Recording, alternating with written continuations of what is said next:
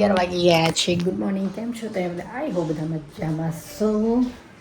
તો ચલો હવે આપણે ઘરના કામ તો જે રેગ્યુલર હોય બધા ડન થઈ ગયા છે. રસોઈ બનાવવાની તૈયારી ચાલી રહી છે. તો મમ્મી શાક સમારી રહ્યા છે, બતાવું. અને અહીંયા લોટ બંધાઈ ગયો છે. અને કાલ મેં તમને કહ્યું હતું કે જે કાતરિયા ગુંદર જે કહેવાય છે, ગુરળ ગુંદર, કાતરિયા ગુંદર, એ પલાળ્યો હતો અને ચિયા સીડ્સ પલાળ્યા હતા. તો હવે પલળી ગયા છે. અને કે ઓવરનાઇટ કરો તો વધારે સારું. ઘણા લોકો 4-5 કલાકમાં બી ડન કરી દેતા હોય છે. તો હું હવે તમને એ બતાવું કે એનું સ્ટ્રક્ચર કેવું થઈ ગયું છે. બંનેને ઢાંકીને મૂકી દો તો જો એકદમ જેલી ફોર્મમાં થઈ ગયું છે, તમે જોઈ શકો છો.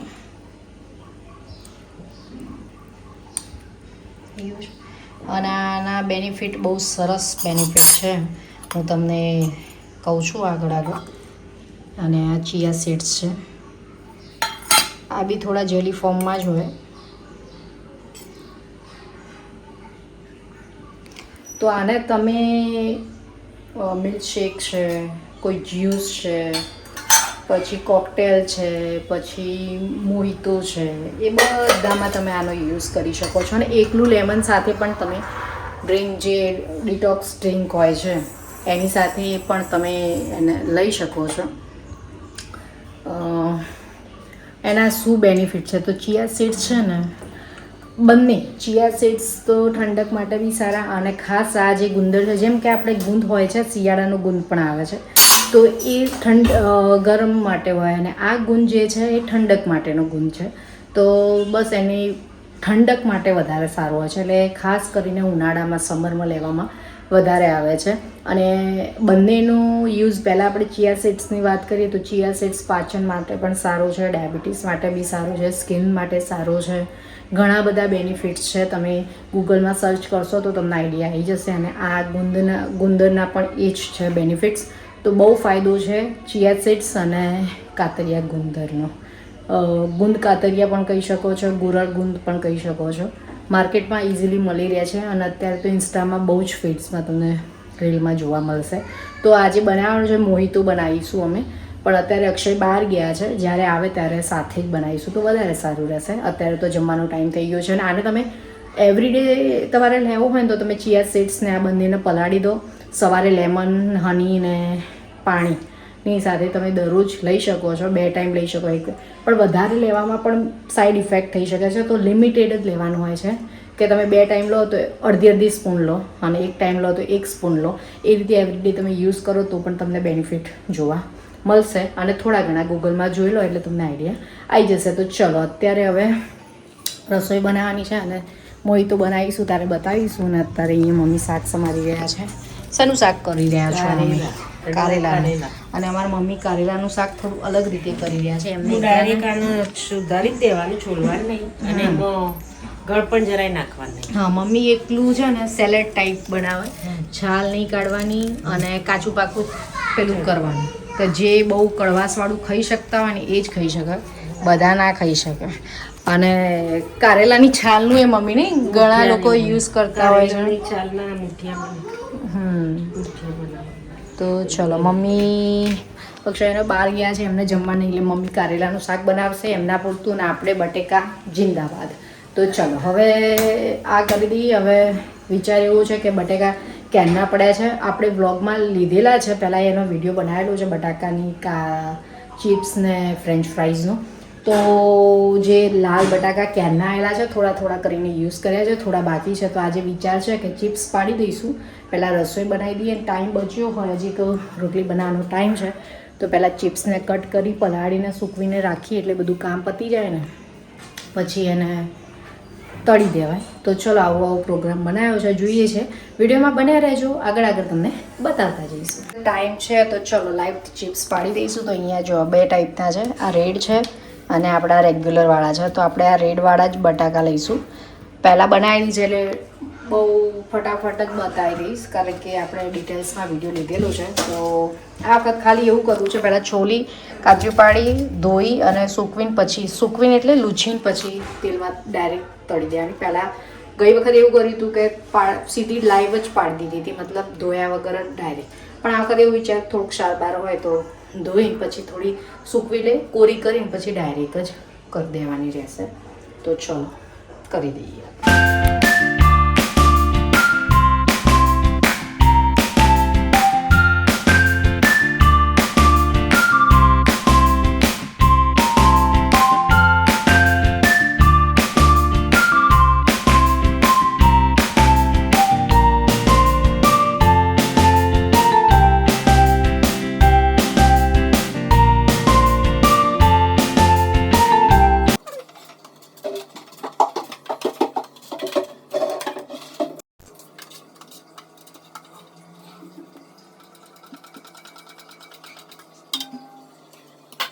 તો બસ 1:45 થવાની તૈયારીમાં જ છે.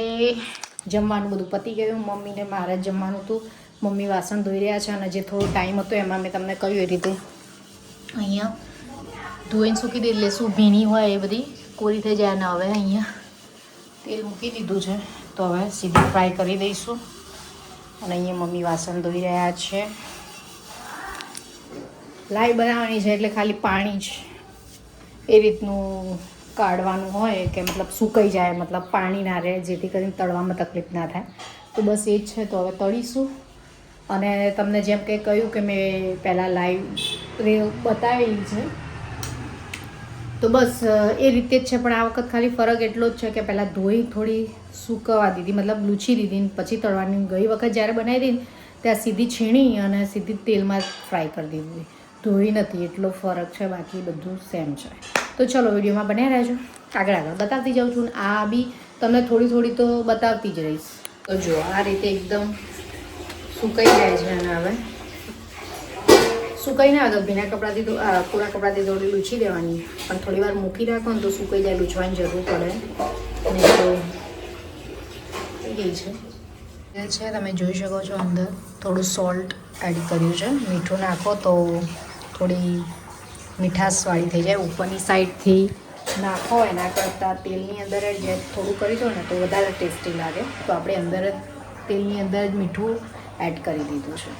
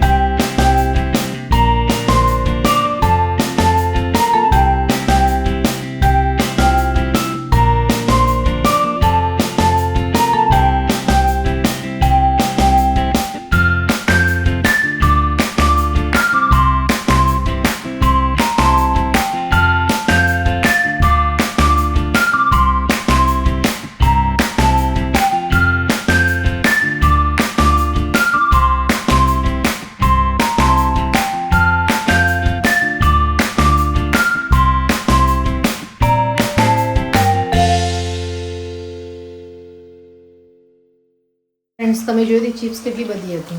અને છેલ્લો ગણ છે બાકી તળવામાં, અને આટલી જ ચિપ્સ થઈ. બોલો. ના થોડું મીઠું જે હોય ને એમાં મિક્સ થોડું ખારા જેવી લાગે એટલે થોડી સાઈડમાં રાખી. અમારે અહીંયા થોડું મીઠું ઓછું જોઈએ એટલે આટલી થઈ ને હવે આટલી લાસ્ટ બાકી છે તો આટલી રહી છે. તો ચલો હવે અમે ચિપ્સ તો અમારી ડન થઈ ગઈ છે. તો હવે બધું આ સાફ સફાઈને બધું કરી દઈએ અને પછી હવે ડાયરેક્ટ મોડા મળીએ છીએ. તો હા, તો હું એ જ આપણે સવારે બતાવી દીધું તમે, પણ હવે ટાઈમ મળ્યો તો આમ તો બપોરે બનાવવાનું હતું પણ બપોરે તમે બહાર હતા એટલે આજે વોટરમેલન મોહિતો મોઈતો બનાવવાનો છે. મોઈતો હવે વોટરમેલન એના માટે મોઈતો મોહિતો બહુ બધી જાતના બને, પણ અમે આજે વોટરમેલનનું ગ્રેપ્સનું બને, પછી લેમન મિન્ટનો પણ બને, એકલા લેમનનો પણ બને, જે તમારી ચોઈસ હોય, જેવી ફ્લેવર જોઈએ એ રીતે. એમાં કંઈ જ હોતું નથી, જે બી ફ્રૂટ કે જે બી તમે લો એને કટ કરી દેવાનું છે. અને ગ્લાસ બે રીતે બને, કાં તો ગ્રાઇન્ડ કરી દો, કાં તો ગ્લાસ લો, એમાં પીસ પાડીને થોડા પુશ કરીને એમ થોડું દબાણ આવે ને એવું પુશ કરી દેવાનું. એમાં મીન્ટ પણ તમારે બધા કોઈ પણ મીન્ટ શું કહેવાય મોહિતો બનાવો ને એમાં ફુદીનો ફરજિયાત થોડો એડ કરવાનો, લેમન થોડું એડ કરવાનું, બાકી તમારી જે બી ચોઈસ હોય એ. અને લાસ્ટમાં સોડા, બસ એટલું છે. એટલું જ હોય.